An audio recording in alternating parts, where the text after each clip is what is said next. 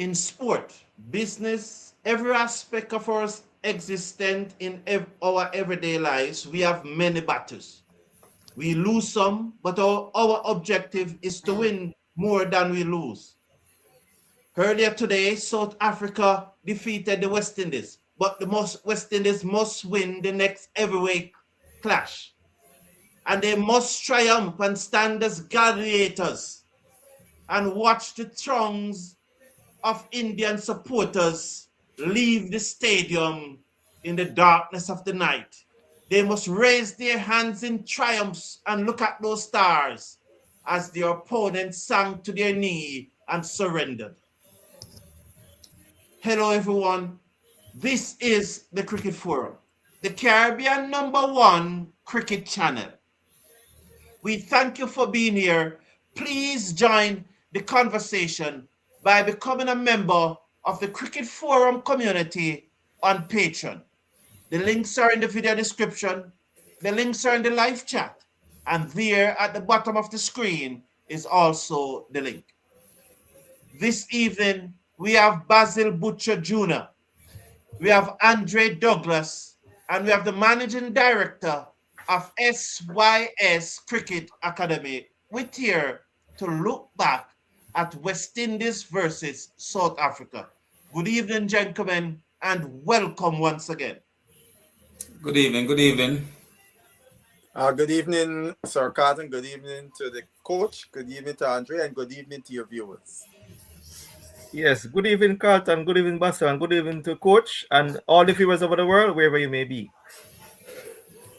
Thank you. By now, most of you, if not all, would have known that South Africa dismantled the West Indies today and put an end to their unbeaten record.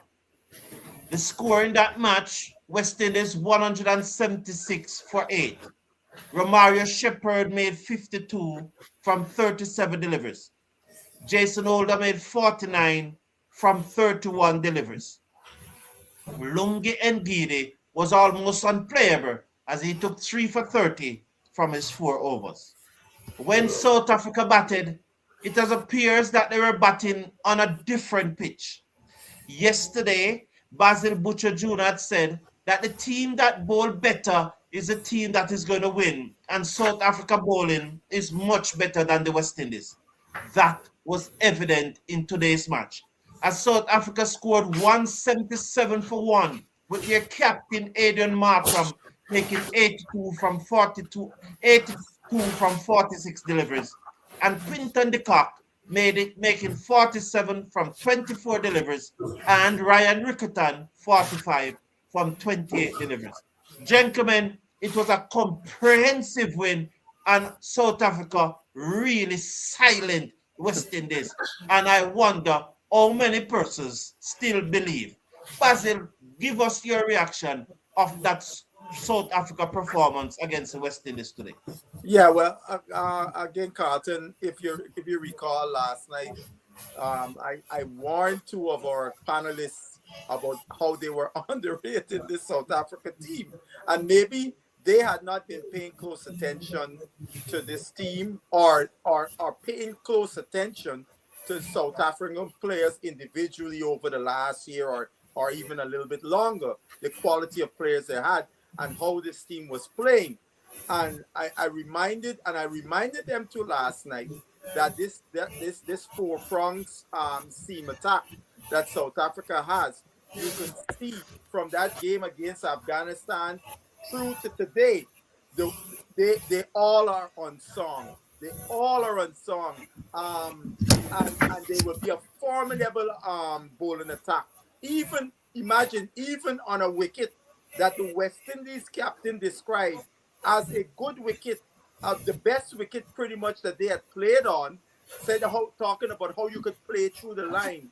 The South African attack stymied the West Indies. So the West Indies have some rethinking to do. How they're going to go about in their planning coming up for India, which is going to be a do or die game. Thank you very much, Basil. Let's hear from you, Andre. What's your thought on the West Indies performance?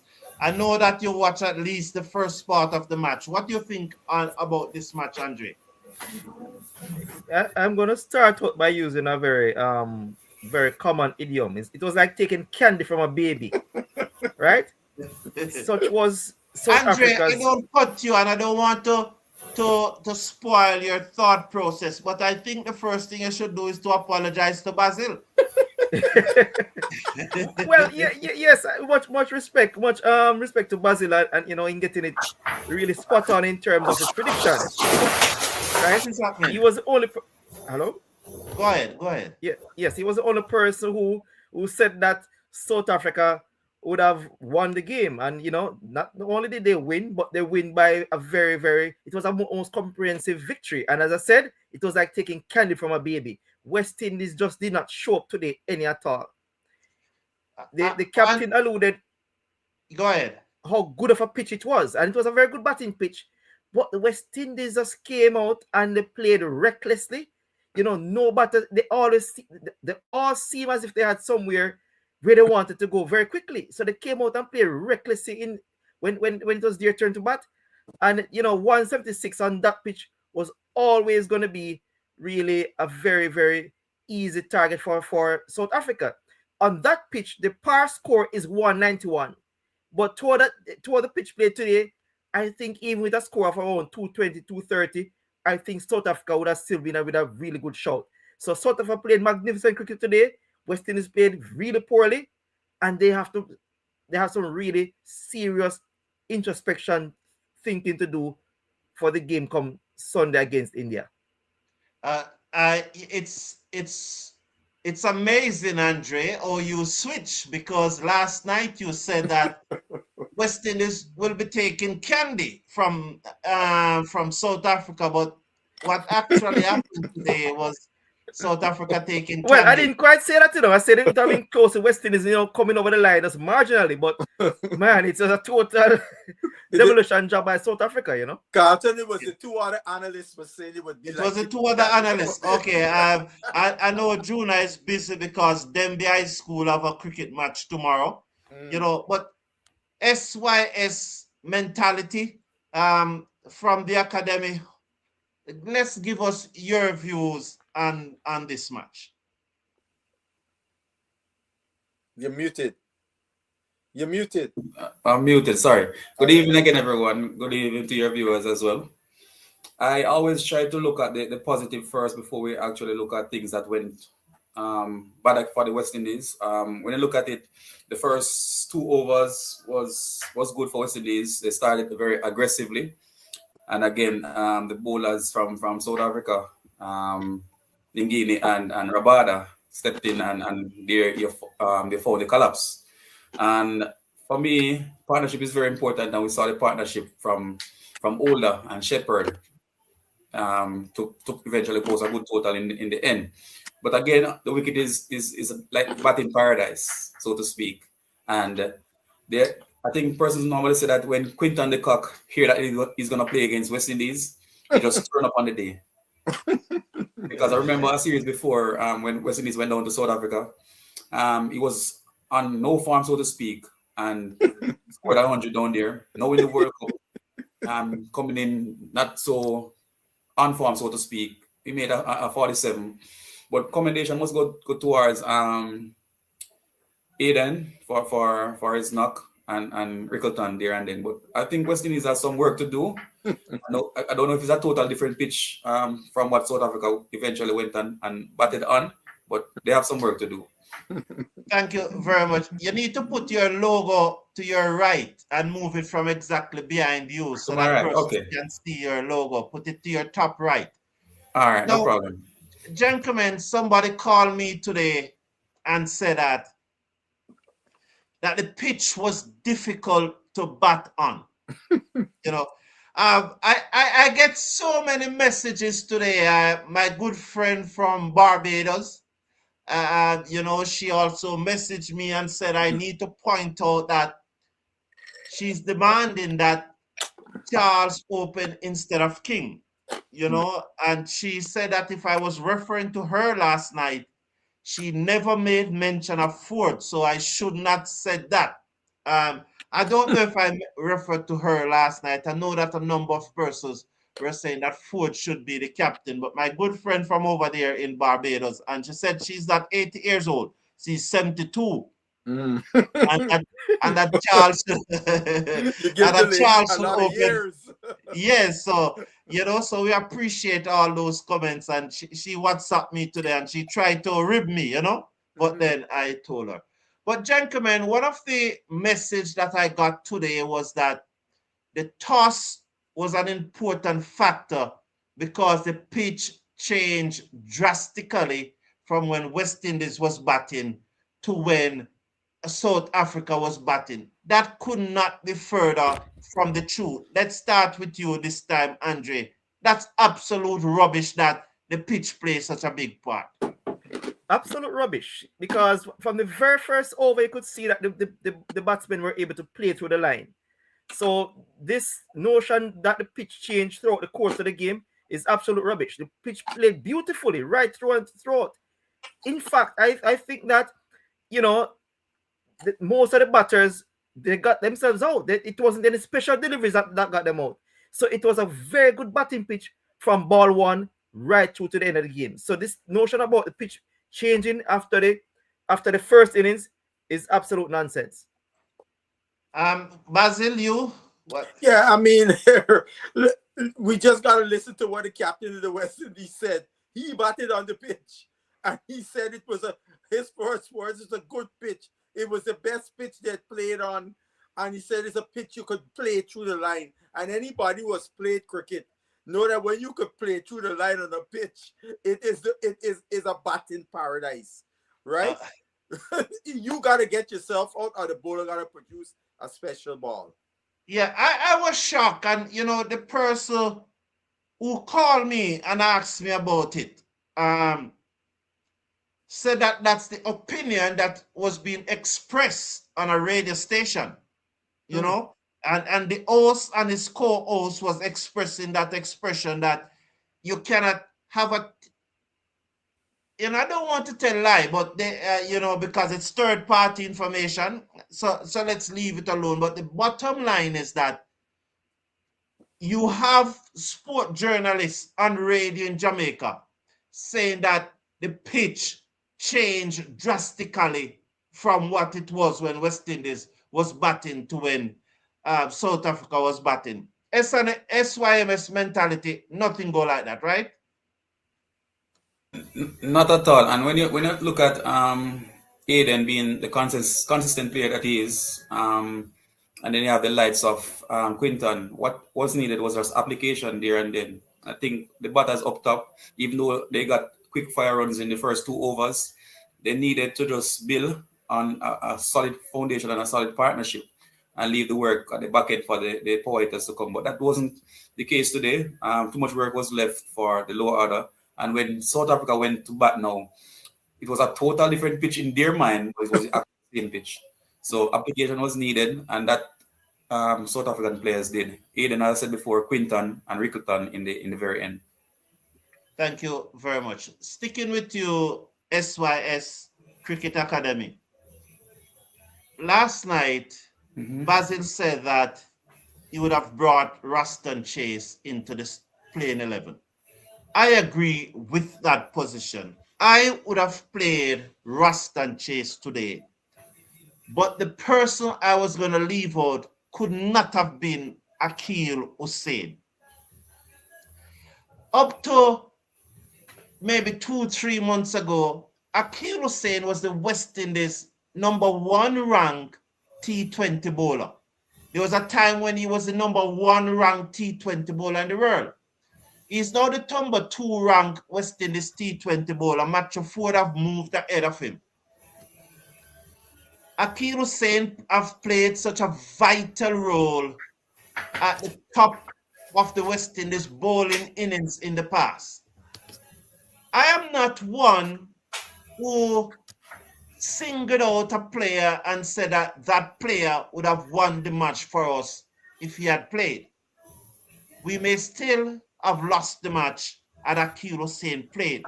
But what we know is that Akeal Hosein have an habit of picking up wickets in the power play, and today we did not get that breakthrough.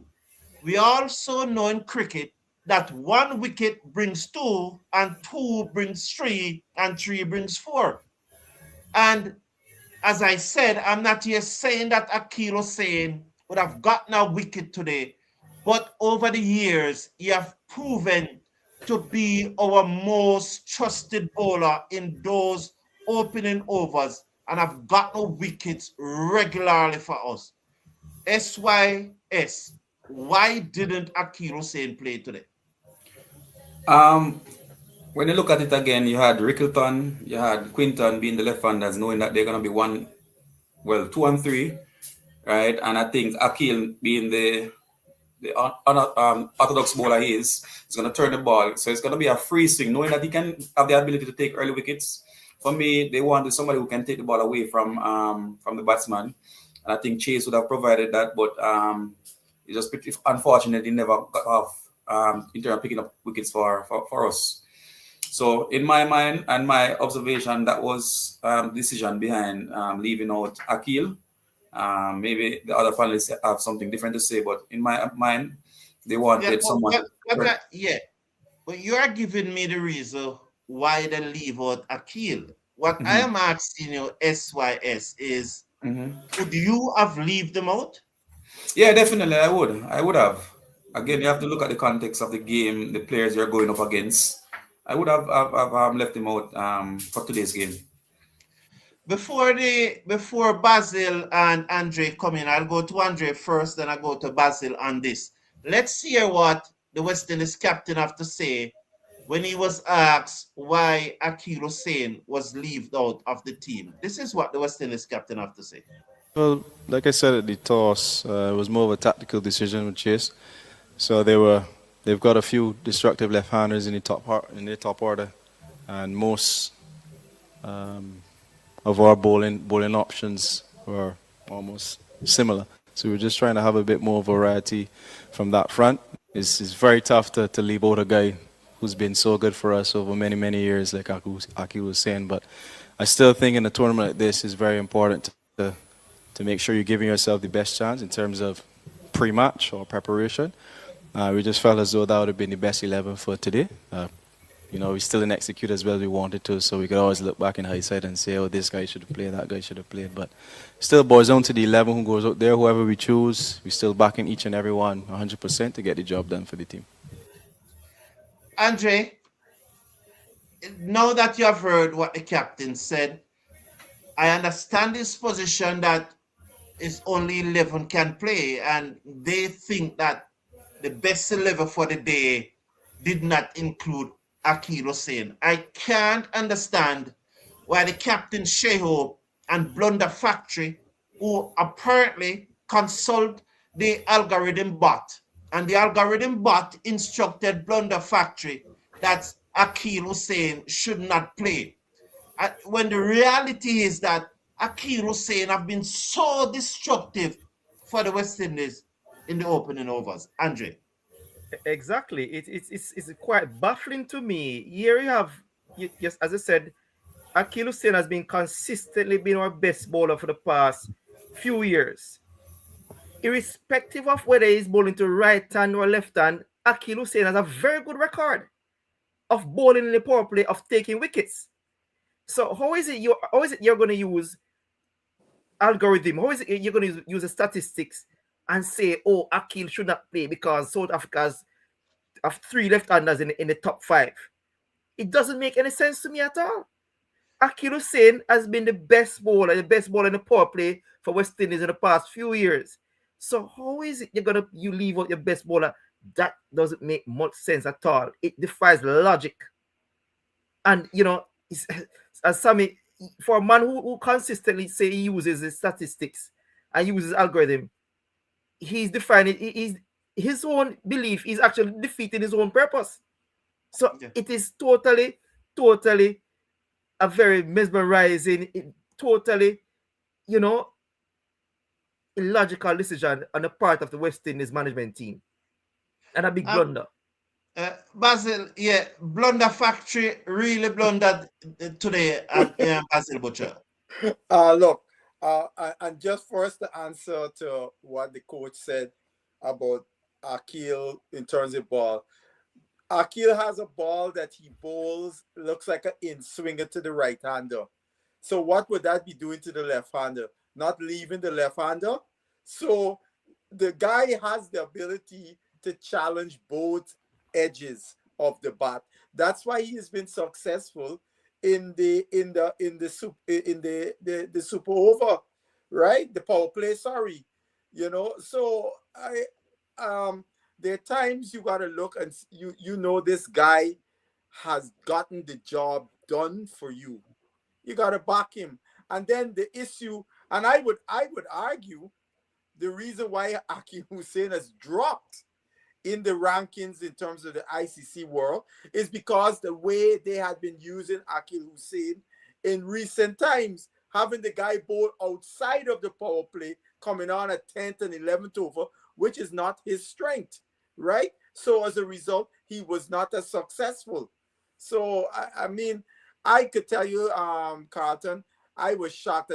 When I heard that the guy being left out today was Hosein, I said, "What?" Yeah, it's baffling. One of the things, and I know that there are two teachers here with me, Andre and SYS, and they can back me up on this thing. One of the things that your teacher always tell you in school is to do what you are good at first and then try the other questions later. But do what is easier to you. Make sure that you maximize your strength. When Blunder Factory took over as West Indies head coach, Akeal Hosein was our opening bowler. He was doing very well bowling in the power play, and he became the #1 T20 bowler in the world, bowling in the power play. But Blunder Factory and his algorithm bot thinks that they should try other things. As a result, Akeal Hosein is now ranked number 17th in the world as a T20 international bowler. It is extremely disappointing for me that Akeal Hosein was left out of the West Indies team. And apart from that, we have to lobby very hard to get Akeal Hosein to start opening the bowling again. And now Blunder Factory choose to leave him out. I'm very disappointed, gentlemen. Mm-hmm. Yes. Yeah, you know, Hosein is probably one of the players. We often hear the Sami supporters say about he's doing this and that, improving the thing. Well, we could point to Akeal Hosein and say Sami's intervention into Akeal Hosein has actually caused Akeal Hosein to take several steps backward. Yes. Interesting is that, as you see there, Athena, who is a member of the club, who is an approved user, is saying that what role do you think that Ravi Rampal played? What was Ravi Rampal input in this? That's what Athena was asking in the bowling setup. Well, that's an interesting question because he's the bowling coach. But Right. so I am sure he would have a serious say in the construction of the bowling lineup, the bowling options for each 11. So yeah, he is one. The captain is another one, as well as the other coach. I think all the coaches would bring their input along with the captain when they decide in the 11 in this team. So all of them. I would have loved to have Ravi Rampal being interviewed, because I think a lot of people would have asked the question, why wasn't Akeal Hosein playing? Now, I don't want Shea Hope only to give us, but let's hear what the bowling coach has to But say. you see, I have a different perspective on it from you, Basil, because I Mhm. don't think that if should Blunder Factory say that Hosein is not playing. I don't think Ravi Rampal can say he's playing. No, But no, no. the I fact agree with is, you.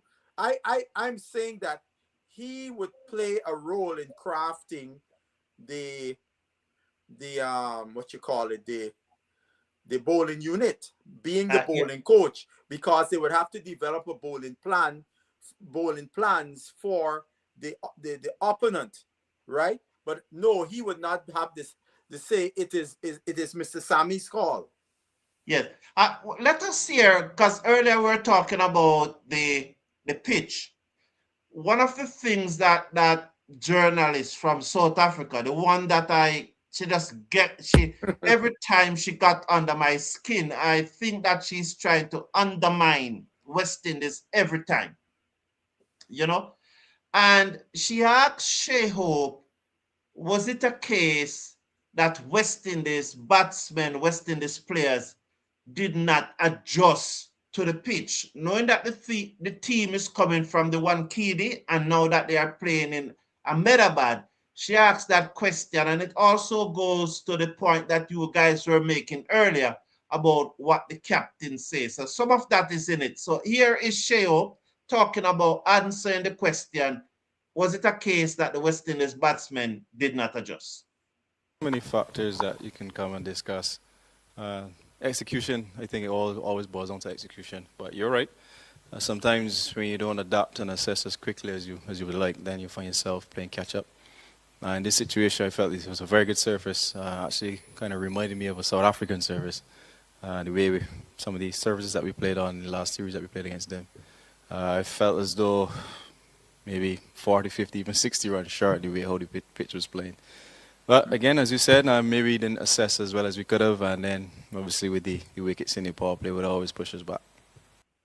You know, gentlemen, before I come to your reaction, I want to thank the moderator who heard what you guys are saying and sent me the clip right away so that we could actually play it, because you guys were reacting to the fact that Shea Hope himself said that the pitch was good. I was not aware that he had said it. Yeah, And I heard. so big up to the moderator for sending me this clip. He never said that it was only good. He said that the pitch was very good. Correct. In his post-match interview, he said so. And somebody asked him and compared to the Wankanagi. He said, no, this pitch was way better than the Wankanagi you could play. And he actually said you could play through the line. And I mean, in this part, he said up to 60 runs short. Yeah, but at the post-match, he was like saying we were at least 40 runs short. Yeah. Andre, then we come to coach. Yes, Andre, you were saying something. Yeah, I just want to make a point that in regards to the decision to insert West Indies to bat, I think it was a really well thought out decision by Markram and the South African team, thinking that this was a pitch, this was a ground in which they played on Sunday, where they batted and put a score, and India failed to get even to 150. So they were pretty good at even analyzing the pitch. He said it at the toss, hey, listen, I think this is a very good batting pitch, which is different from the one on Sunday, right? So they assessed the situation pretty well. And of course, Hope did say it was a really good batting pitch. So there's nothing wrong with the pitch. So it was a good batting pitch from ball one, and West Indies just failed to put up a good score.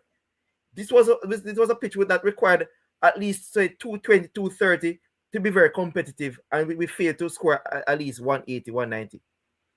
So SYS mentality, Mr. Williston. First had no impact on the result, as we heard others are trying to say that because West Indies batted first, because there you hear the captain saying that it's a very good pitch. That's the word of the captain. Very good pitch. And I totally agree. In Jamaica here, there's this pitch at Treadlight Serpy Oval. No matter what you do on the day, it's an excellent wicket, right? But first, you will do well on the wicket. If you bowl first, you do well also, right? So for me, the pitch has nothing to do with it. In the power play, you're gonna have two persons or two players outside of the circle. And West Indies wanted, they did eventually try to target the power play, but in doing so, they lost so many wickets. Right? You want to commend the discipline bowling from the South Africans, right? But again, poor application was given on the part of the West Indian players, and they have all to do come Sunday. Yeah, thank you.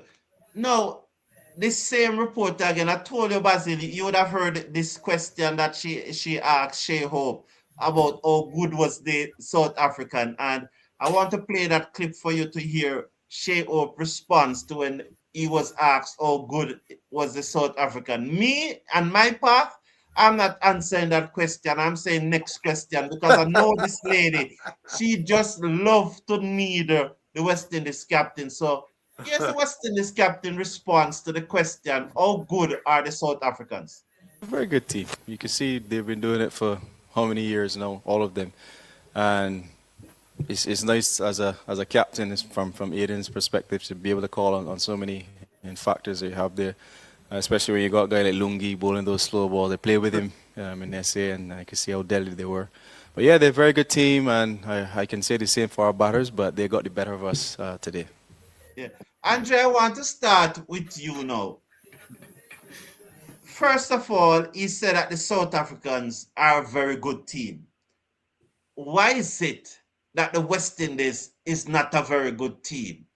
And was it a case that it's just today that they got the better of the West Indies batsmen? Or if they were to play a 5-match T20 series, it is very likely that West Indies batsmen would get the better of these bowlers 3 out of the 5 times? What are your response to those two questions? And also, Basil and SYS, I want you to answer those two. I mean, there's no doubt that the South African team is a very good one. They have a better structure in place than the West Indies. You know, their players, you could see that even a Bosch who started his career pretty late, even when he just came into the team, you can see that he's very seasoned, right? Unlike our players, they take a much longer time to actually to mature. They take a much longer time to reach a sort of level that we want them to reach, or we would expect them to reach. So South Africa has a very good structure in place, and they have some really world-class players. When you look at the likes of Rabada, De Kock, Miller, those players are really seasoned campaigners. They have experience and really have a very good skill level, more than most of our players. So, and a lot of them, the talent, have their talent all over the world in terms of the various different T20 formats. So there's no doubt that there's a significant gap between the West Indies players and the South African ones. Not saying that West Indies don't have talent, but the sort of application, professionalism that is needed is not there in terms of West Indies cricket, and is a bit of gap between West Indies and South Africa in terms of skill level. Well, I have two coaches here with me. Basil Butcher Jr., who is a former USA coach, and he also is a freelancer now. And we also have Mr. Wollaston, who is the founder and CEO of SYS Cricket Academy.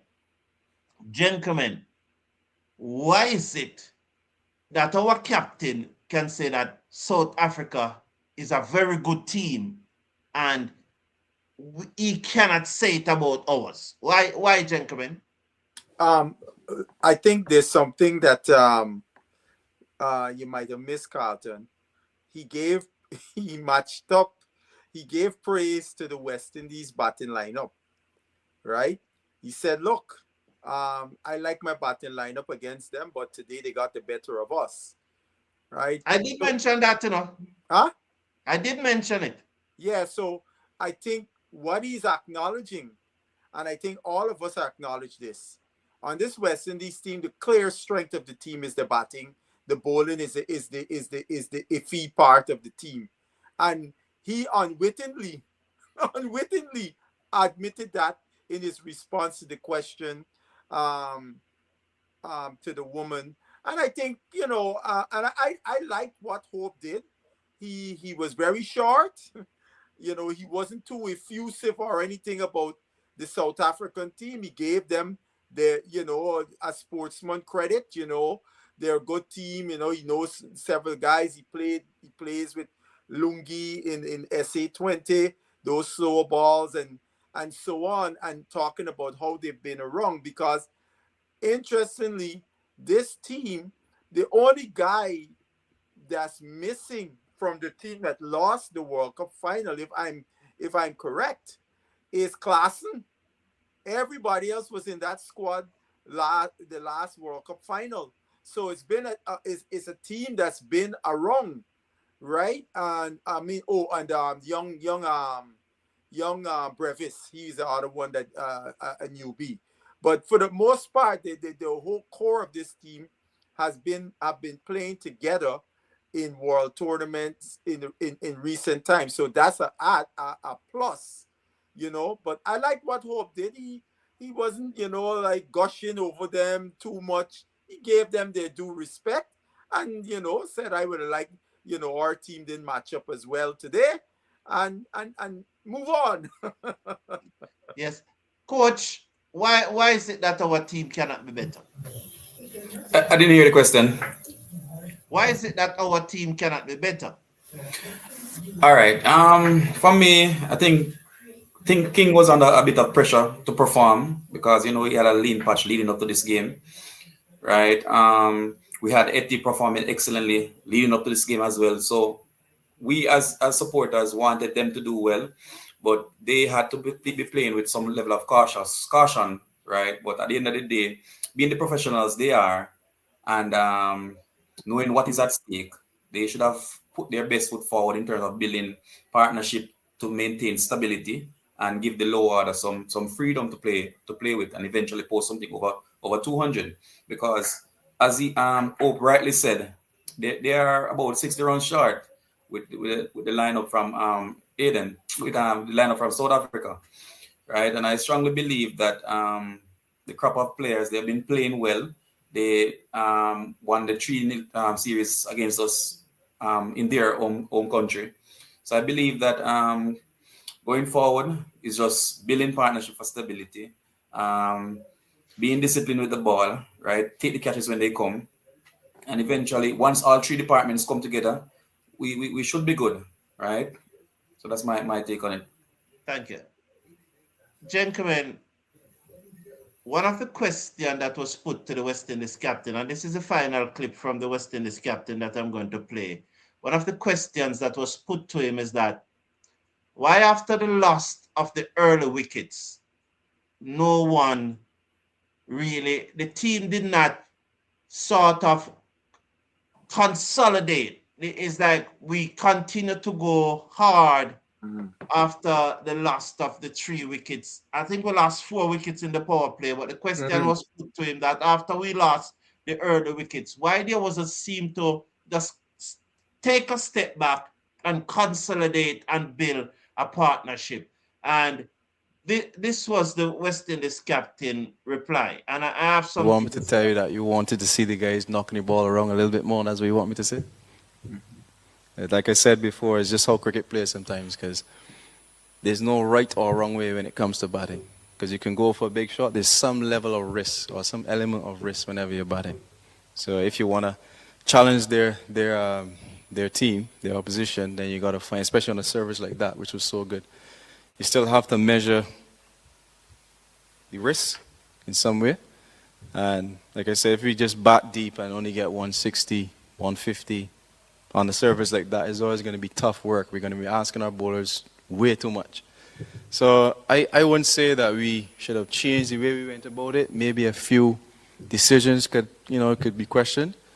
But in terms of shot selection, we're saying, but we got ourselves up to 170 plus from the position we were in. So I think you must give the guys credit for that effort. And something that I always tend to do, you have to look at the positive out of whatever situation you're faced with. Yes, we always we like to focus on everything that went wrong or the negatives, but from that situation, I could feel some level of confidence from a team perspective, knowing that, okay, we were 80 for 6 or 7 or something like that, and we got to 177. So it must give you some level of confidence. But like I said, there's no right or wrong way. There's no one set way to go about batting. There's no one particular method that you can get to the score you're looking for. But I just felt this is a good surface and probably just needed a few more today. You know, I don't know if FIFA still does it. There was a time when before the World Cup tournament is held in a country, they would have what you call the Confederation Cup. It was early in the noughties. Brazil was playing against the United States in one of these Confederation Cups match. At halftime, the United States was leading 1-0. After the match, which Brazil won 2-0, 2-1, London Donovan, who was a star player on the US team in that game, a journalist asked him what happened in the second half. And London Donovan responded, it was a blur. I put it to you that Sheo didn't know what hit the West Indies team today. It was a blur to him. There's no way the West Indies captain can come forward and say there's no right or wrong way to bat. Something is seriously wrong with that thought process. If you look at the match this morning and you look at the South African approach and look at the West Indies approach, without going into much details, the South Africans were scoring at 10, 11 runs on per over without swinging from the hip. They weren't losing their shape. Their head was still as possible. They weren't looking to mid-wicket when the ball was outside the off stump. Therefore, there's a right way to bat. There's a way to bat that will increase your chances of scoring runs. Yes, you have to consider the risk factor, but there's a way to minimize the risk. If you think that Shea Hope is making sense, go back and look at the match, look at the South African approach to batting, and look at the West Indies approach to batting, and tell me which one you preferred. I think, like London Donovan said, Shea Hope saw blurred in this match. He didn't know where he was. Gentlemen, let's start with you, Basil. How do you react to that comment from Shea Hope? I was taken aback a little bit with the thing about right and wrong. I think that West Indian batters could have applied themselves and probably gotten even a bigger score had they applied themselves. I look, for example, if we remember India against USA, right? India was tottering at 6 or something for 6 or something like that. And you could see Sky held back his natural flair that he would always come batting with, because he understood if he had gotten out at that juncture, India getting to 120 would not have been possible. And he held back, but he picked his spots as he held back. He wasn't just went into a shell. And I don't think anybody was asking West Indian batters to go in the shell. You got a good pitch, the guy bowl a ball in the area that is your area, you go for the shot. But you can't, everybody can't be coming with the same almost reckless abandon. Look at Rutherford. Rutherford played a ball based on length, got through for 6, and then saw the same length, but did not adjudge the line and the pace, and instead the ball went up into the air. That was a ball that Rutherford should have been looking to play through the offside. that would have been the higher percentage shot. So all of those things is what West Indian parties didn't do so well. So I can't go along with Hope trying to say, oh, just knock around the ball. We're not saying simply knock around the ball. We are saying apply yourself to the situation so you have wickets in hand. So like say from 14, you could go hard and make up with all those guys you got in the back end. Andre, Sheo think he's probably talking to persons. You know, one of the things that I always said, Andre, and I said it to myself too, because my grandmother told me a long time ago, your audience is more intelligent than you. So don't come up with those things that there's no right and wrong way to bat. Sheo himself got out immediately after he got dropped, you know. So I just think that Sheo missed the boat there, and that type of reason does not reflect and cognitive skills. Andre? No, not at all indeed.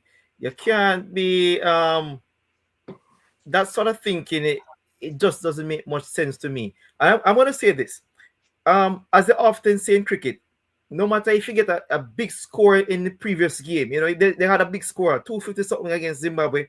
The next game starts at 0. I think that West Indies were thinking that, oh well, you know, here we are again. We're gonna go out. I'm gonna still play the natural game, not realizing that it is a different opposition. It's a total different opposition right there. So you cannot play the same way against you know, against each team. You have to apply yourself, and we're not saying you should go out and just try to just knock it around and take up singles. What they're saying is that you have to try to minimize your risk. You have to be very, very, very cognizant of the game situation. All the batters came and played the same way. You know, as with gay abandonment. You cannot do that when you're playing against a world-class opposition, a world-class bowling attack. So even though they were playing on a very flat pitch, application was necessary.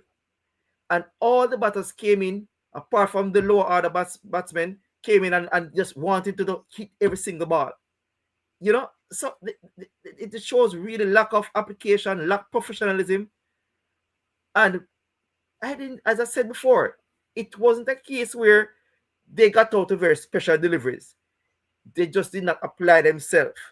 And oftentimes I see West Indies with a script. Like they have a script. We're coming out to play one particular way, irrespective of the situation. And that is what they did. We're just going to attack, irrespective of the situation. And you cannot play cricket like that. Yeah. Blunder Factory had said that what we need to do is to hit more sixes. And so I don't know if that is is that what is being indoctrinated into the gentlemen. SYS Academy. There's a way to bat and score runs at a good clip as the South African demonstrated without swinging from the hip like the West Indies batsmen, isn't there? In Jamaica that says a lot of hands will make the work lighter, and I believe that once the players from the top order, middle order, and the lower order eventually put their hands up and contribute to the bowlers, will have some way to say, all right, I'm gonna try this delivery. If it goes for a 6, I have X amount of runs to work with. But again, being the professionals they are and what is expected from them, I think they didn't apply themselves. It would be coming like you go to a venue, right? And you see the pitch is very wet, but you as a batsman, you want to bat. That's not the case that the West Indian would have gone out there. So they know the pitch is a good pitch to play, and they didn't assess properly. Risks were needed to be taken, but too much of the same mistakes were being made. It seems as if the players the players were learning from each other. And once they lose things in the power play, you're gonna put too much work on the lower order to actually come out and pose a good total. Eventually, they build a good enough partnership, but too much work was left for them. And again, indisciplined bowling caused us to lose the game, and South Africa winning by 9 wickets.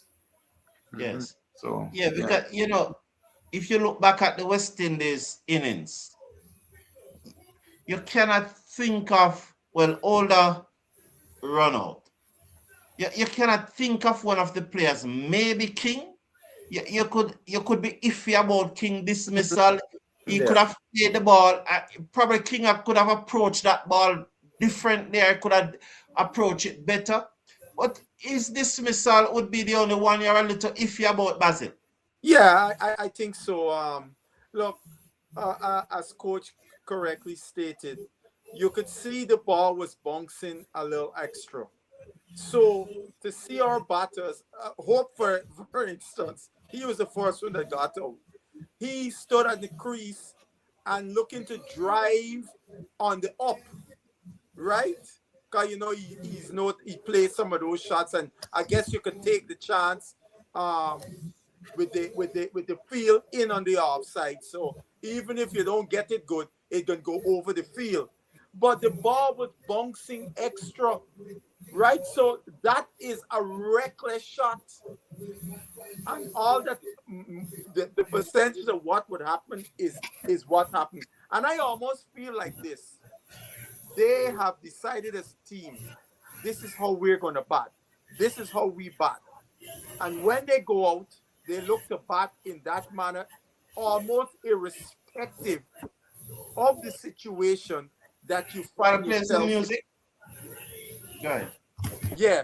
On regardless of the situation you found yourself in, Holder, you could see Shepard came in with the same attitude and was swinging at the win at a couple of them.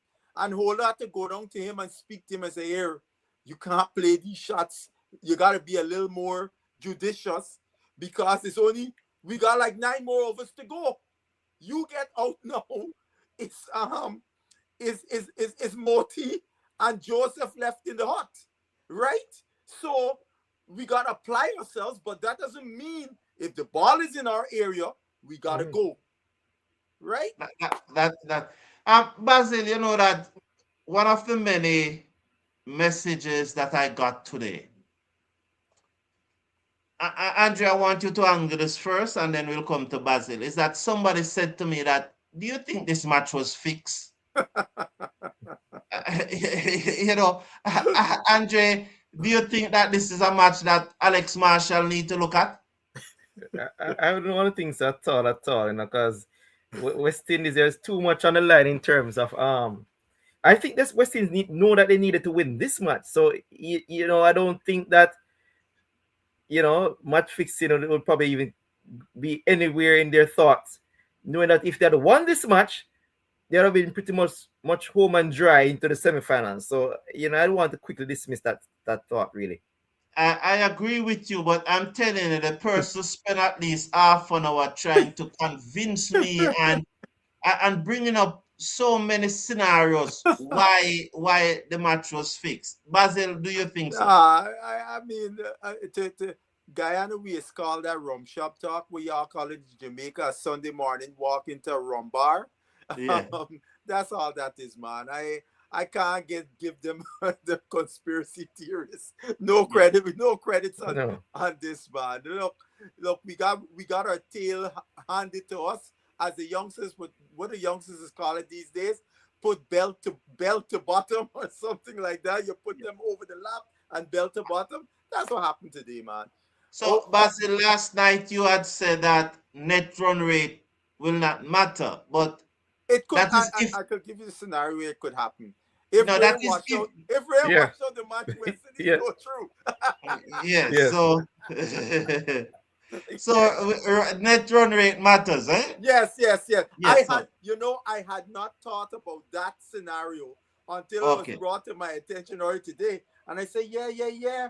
And I have some friends who are already, you know, the proverbial rain gods. They're already praying to the proverbial rain gods. Yes. So net run rate would not matter if the match played, but yes, it will matter if the match don't get play. washed out. Yes. Yes, get washed out. Williston, how do you see? Well, we have to take it that the match will play, though. How do you see we approaching India? You know, West Indies I've made this point a number of times. When West Indies win a cricket match, I am happy. So I'm very happy that West Indies had won 5 matches in a row. Extremely happy. Life is just so easier. You are just so lighter. Putting those 5 matches in perspective, though, we beat Zimbabwe, Nepal, Italy, and Scotland. Scotland was not even prepared for the World Cup. Exactly. Italy is in their first World Cup. No one, when you look at Zimbabwe, we expect to beat Zimbabwe and Nepal. Yes. England is a different case. But West Indies beat England not all the time, but often enough when the match is not being played in England. The only time that England dominate West Indies is when the matches are being played in England. Correct. No matter how poorly West Indies playing, when them see England, them with them. As long as it not play, it is not being played in England. Now, Darren Sammy, Blunder Factory said a few weeks ago that let the dance begin. The dance really began today, and West Indies was swept off the floor.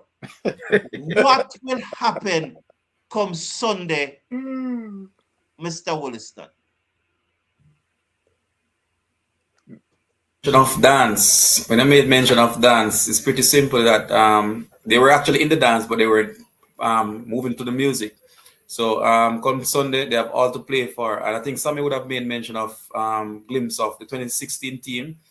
There is seeing some form of hope in terms of wanting to win that title again, or win the title again. But it's going to take a lot of work, right? Players have to shoulder a lot of more responsibility going forward, right? And the nation, as with other nations, are here. India is a tough opponent, even though they lost to South Africa the other day.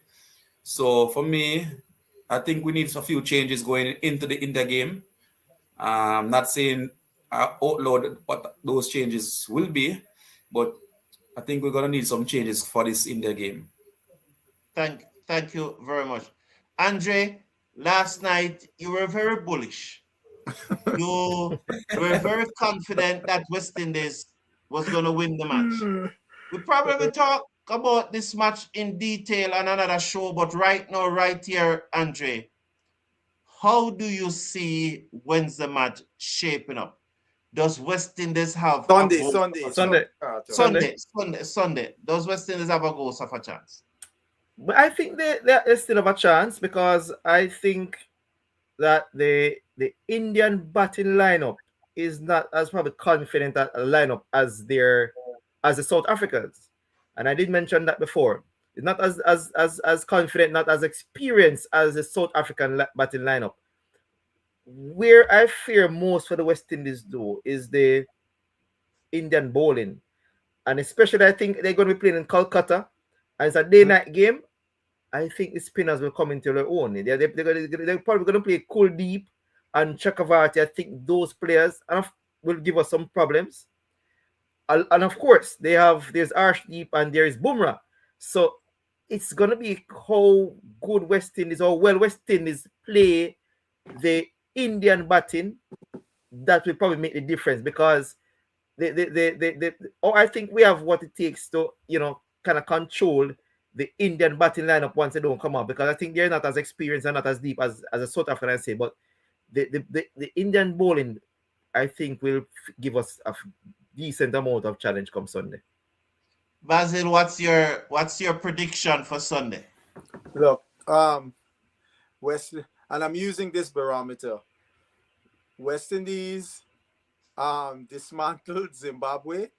India dismantled Zimbabwe. So both of them have that on their chips. South Africa dismantled both India and West Indies. So both of them have that also on their shoulders. Outside that, I thought India, leading into the game against South Africa, was not playing good cricket. There were several times in this tournament that had those lower level teams, they made a play here or there, they probably had a chance to beat India, particularly United States. So coming into this game, I think West Indies has to have the attitude, in my view, just wipe the slate clean from this one, put it in the garbage, and plan for India with no looking back into the rear view mirror and just looking forward to what lies ahead of you going up against India. India, the only thing I give India some edge with, they're playing in home conditions that they're most familiar with. But India's batting lineup is not the batting lineup that would scare anybody, like knowing you got Mr. Kohli and Mr. Sharma in the hot. These are experienced campaigners, been through all the wars. This team don't have a lot of those characters. So the West Indies bowlers will have to go back to the drawing board and come up with a good plan and the consistency needed to control the Indian batters, because as Andre stated, India got a few world-class bowlers in their lineup. I mean, the number one T20 bowler is a spinner, and then you got Mr. Bumrah and the left-hand seamer Archdeep. I don't know if they're gonna play Kuldeep because they haven't been playing him in recent times. They've been going to their left-handed spinners.